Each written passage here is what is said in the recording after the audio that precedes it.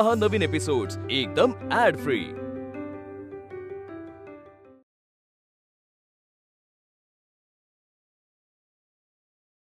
दिदे, तो एकदम वेगळाच माणूस आहे ना। कायम दुसऱ्यांच्या मदतीसाठी तयार असतोय, कायम खुश असतोय। वय निशी ना तो निशी दादाच। वय तो कायम सगळ्यांना मदत करतोय, कायम खुश भी असतोय। पण मला असं वाटतंय तो त्याच्या आई वडिलांच्या बाबतीत जरा दुखी आहे। म्हणजे म्हणजे म्हणजे नेमकं काय ते मला भी नाही सांगता येणार,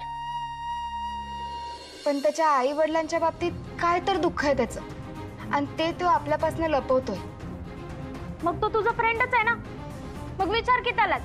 आणि जसं तो आपली मदत करतो तशी तू भी त्याची मदत कर। अगं मुन्नू, मला आवडेल त्याला मदत करायला, पण आता त्याला त्याचं दुःख कुणासंग शेअर करायचंय का नाही ते आपल्याला कसं माहित। आणि मला सांगावंसं वाटलं की सांगल की तो। उगा समोरून विचारून कुणाच्या जखमेवरची खपली कशाला काढा। पॉइंट टू बी नोटेड जज साहब।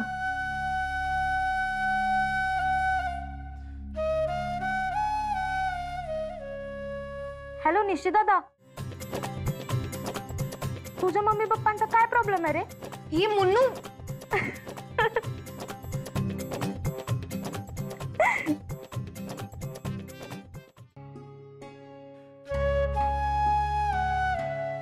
खरंच त्याचा काय प्रॉब्लेम असेल तर लवकरात लवकर सांगावं त्यानं मला।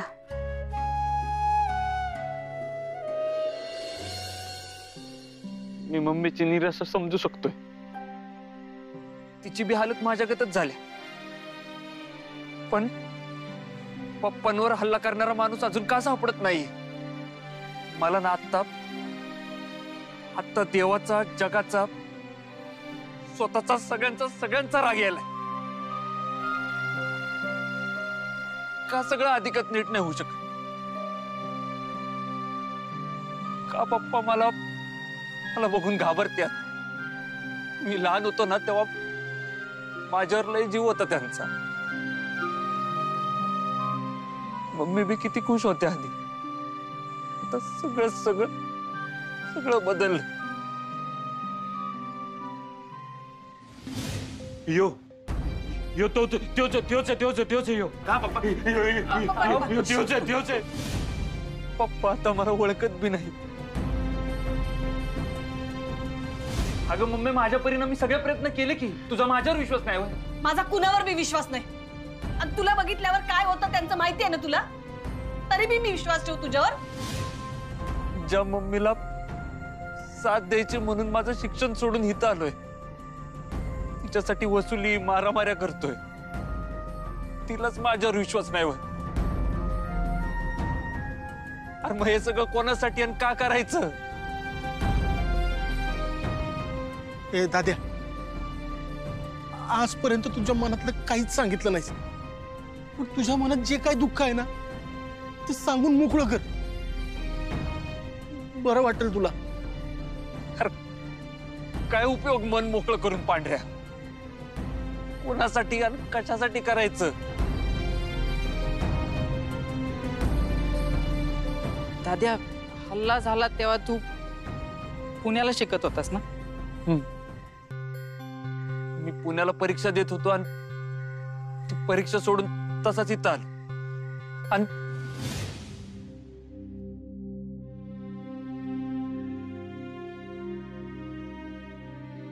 पप्पा,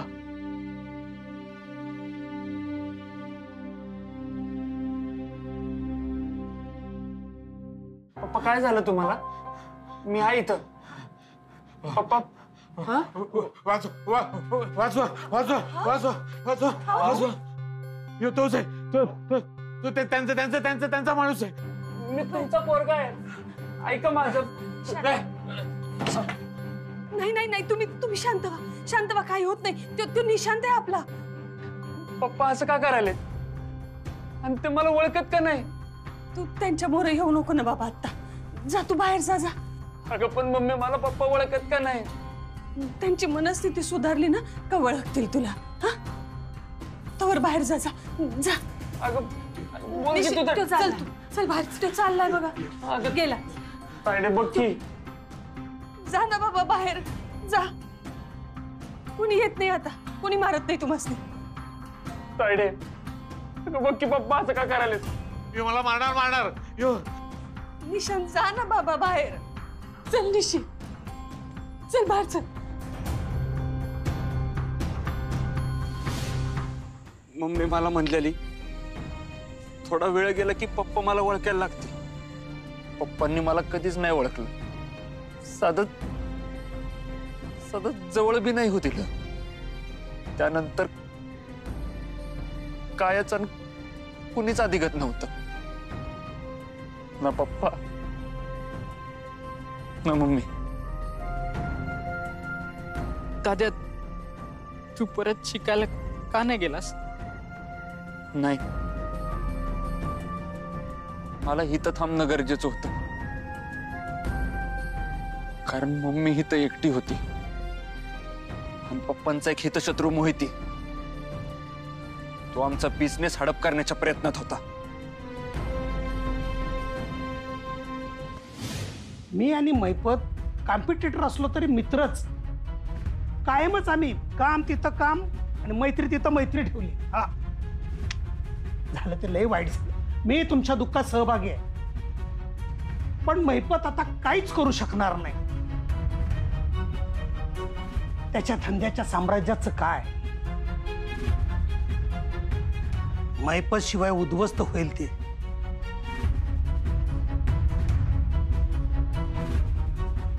त्यापेक्षा माझ्या ताब्यात देते. योग्य तो मोबदला देईन. मोहिते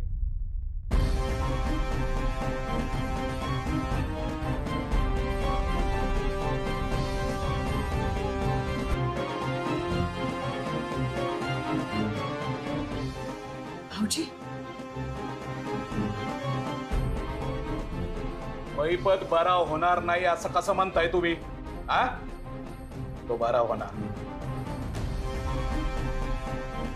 आणि त्याचं हे साम्राज्य तो परत सांभाळणार. येऊन घ्या शब्द आहे आपला. पर तोपर्यंत तोपर्यंत काय? मी तोपर्यंत मी सांभाळणार आहे ते.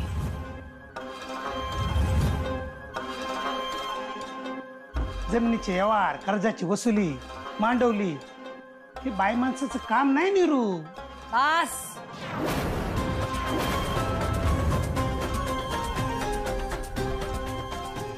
नीरू म्हणण्याचा अधिकार फक्त माझ्या नवऱ्याचा आहे, दुसऱ्या कुणाचा बी नाही. मोहिते आणि मला कमी लेखायची चूक करू नका. मनात आणलं ना तर काय बी करू शकते मी. बोलणं सोपं आहे, पण फील्डवर जाऊन वचक निर्माण करणं, दबाव निर्माण करणं, कर्जाची वसुली करणं हे बाई माणसाचं काम नाही. हो तुम्हाला ते जमणारच नाही. आज नाही ऐकलं ना तर पस्तावा. बाई माणसानं बाईच्या हद्दीत राहावं. मोहिते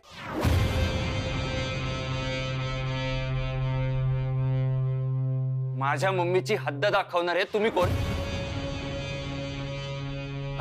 तुम्ही जे करू शकता ना ते सगळं माझी मम्मी करू शकत,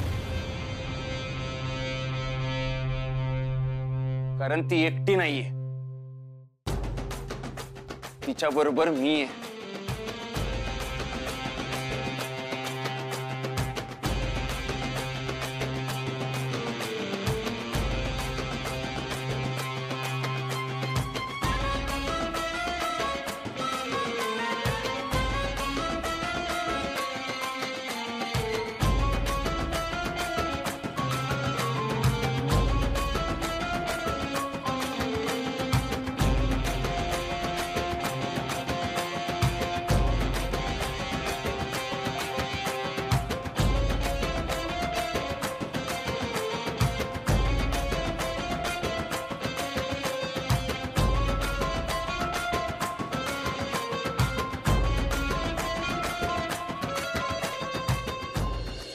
निशान, तू यात पडू नकोस.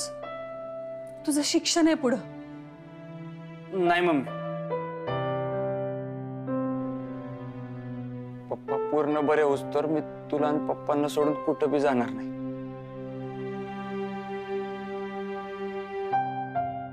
वाह निशांत वाह,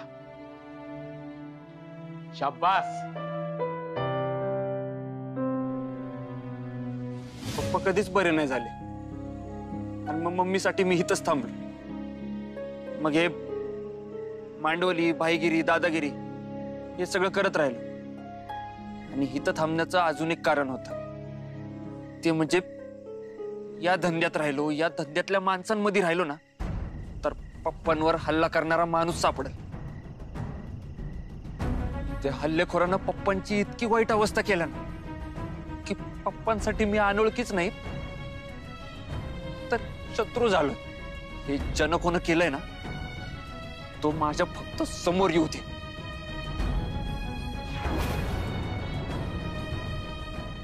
पप्पांवरचा हल्ला झाल्यानंतरच्या काळात सुरुवातीला यशवंत काकांनी आमसनी लय आधार दिला. त्यांची मुलगी तनया, ती शाळेत मैत्रीण होती माझी. नंतर ती शिक्षणासाठी मुंबईला शिफ्ट झाली आणि मग काका बी कोल्हापुराला सेटल झाले. म्हणून मग कॉन्टॅक्ट बी कमी झाला. मम्मीचा यशवंत काकांवर लय विश्वास आहे.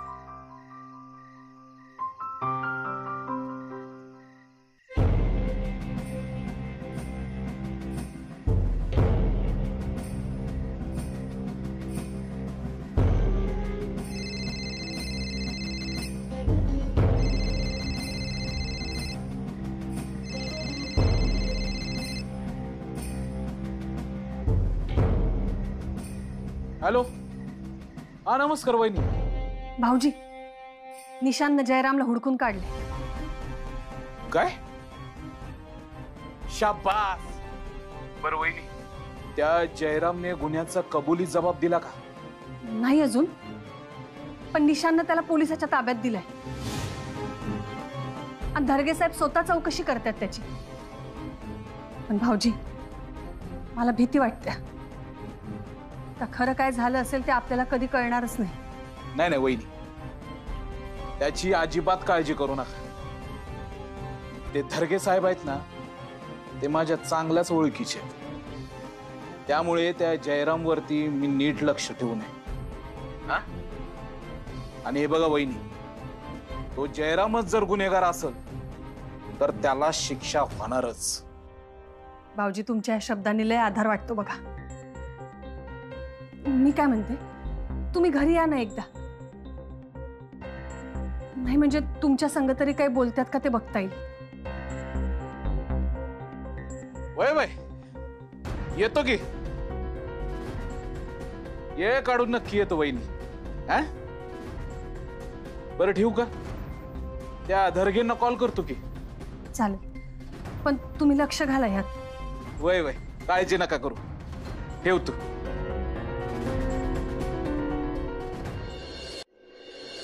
तनया, ए तनया, ये बाळा, सेलिब्रेशनचा टाइम झालाय. आले. ये लवकर ये.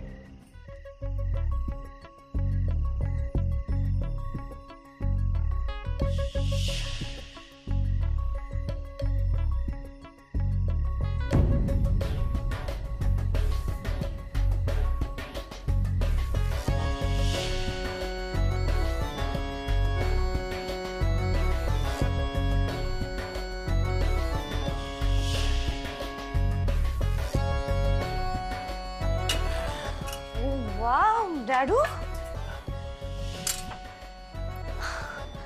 कसलं सेलिब्रेशन? सांगतो, आधी घ्या. या आधी. चीयर्स.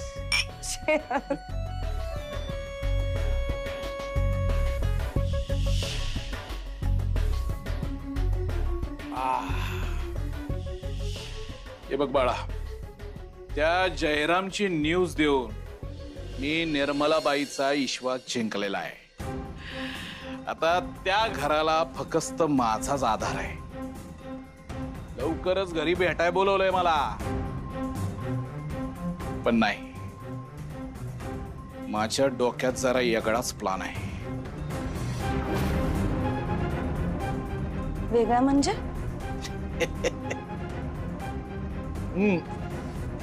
बाळा, तू आता मुंबईला गेली होती, शिकून आलीस मस्त पैकी. का आता आपला प्लान सुरू करायचा. बाळा, तो महिपत आहे ना, तो फक्त माझा पार्टनर नव्हता, तो मित्र बी होता. मित्र असून बी कधीच माझ्या मदतीला धावून नाही आला. तो जेव्हा टाइम होता तेव्हा बी त्यांनी कधी मदत नाही केली. आणि मी जे काय प्रयत्न केले ना त्याच्या नेहमी आडवा आला तो. आणि म्हणूनच मरणासंग झुंज देणारी तुझी आई तेव्हा घरी गेली. ते फक्त त्याच्यामुळं झालंय.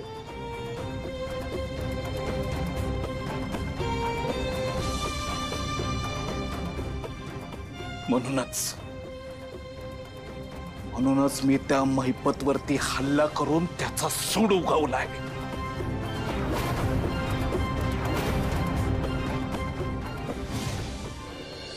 आणि मी जे काय प्रयत्न केले ना त्याच्या नेहमी आडवा आला तो. आणि म्हणूनच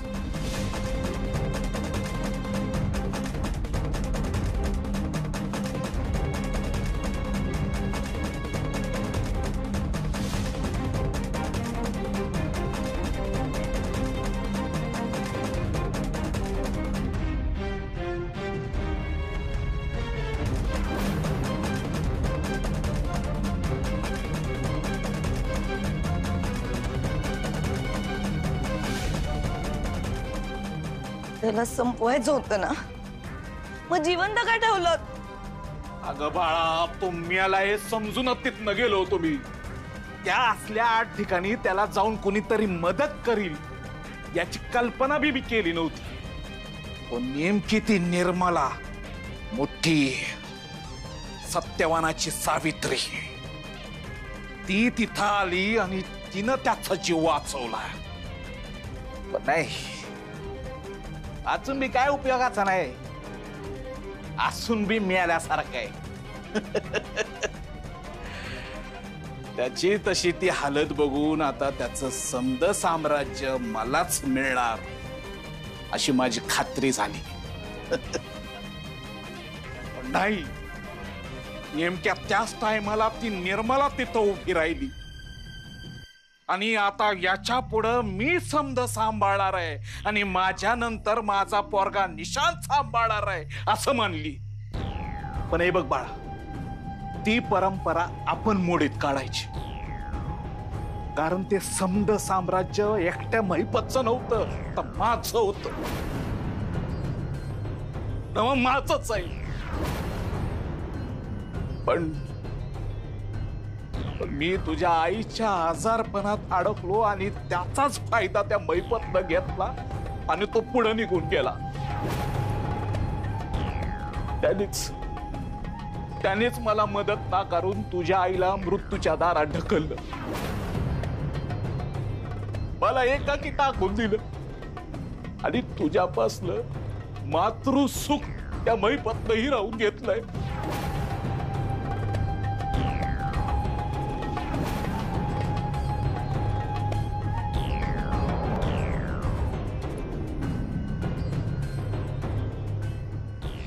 डॅडू, तुम्ही एकटे नाही आहात.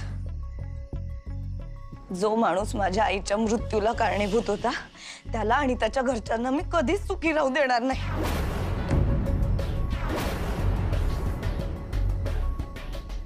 या सुडात मी तुमच्या बरोबर आहे.